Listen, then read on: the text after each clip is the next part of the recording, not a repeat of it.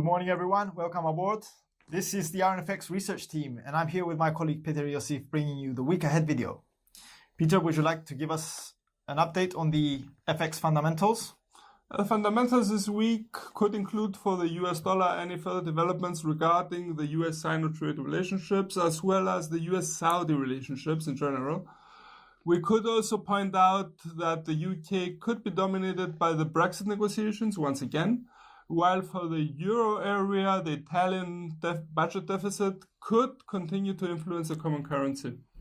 Sounds like an interesting week. Do you have any financial releases in mind?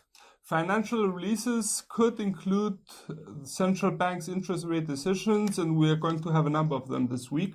Starting with the ECB, it's expected to remain on hold, while BOC of Canada is expected to hike rates by 25 basis points. Some analysts point out that Turkey's CBRT could be cutting rates from 24% to 22%, while moving on to Scandinavia, Norway's Norges Bank as well as Sweden's Riksbank are expected to remain on hold. Anything else? Any indicators you have in mind that may create volatility? Some volatility could be created from the US GDP growth rate, which is expected to decelerate substantially.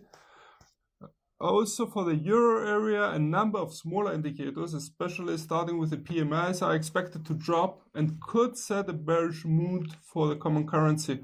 However, leaving the FX market aside, I heard there were some quite interesting developments regarding the crypto market. Yes, you're right.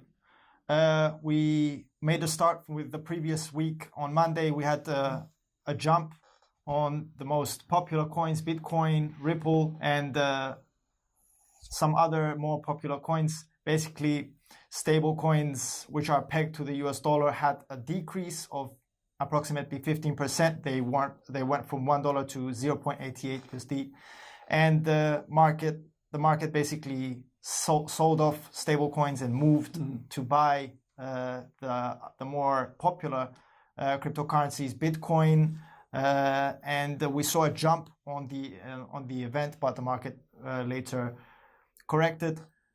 Basically, the stable coins were criticized if they are backed with enough liquidity in order to be stable enough and have the worth they have, and also they questioned the companies providing these coins if they have enough strength to hold the coins. We saw some investments. Goldman Sachs and Coinbase had some investments. Goldman Sachs is investing in BitGo for the second time. They're trying to create a crypto wallet of 1 trillion. Wow. Yeah. And we saw Coinbase also open a new office in Dublin in order to be able to provide services in Europe. They have a license to provide to 23 countries in Europe. And because of the Brexit, their base is in London. They want to move to Dublin in order to be able to remain in Europe, which is also another sort of investment, which is positive. From the negative side, we had a statistic giving us a total of 1 billion approximately lost in cyber theft for the first 9 months in 2018, which is a huge amount, it creates a lot of questions. It gives the message that a lot has to be done in order to protect investors' funds and to bring back reliability in the market, which is very important, is what the market needs in order to make the next step and increase and have an inflow of money, of investments. Okay.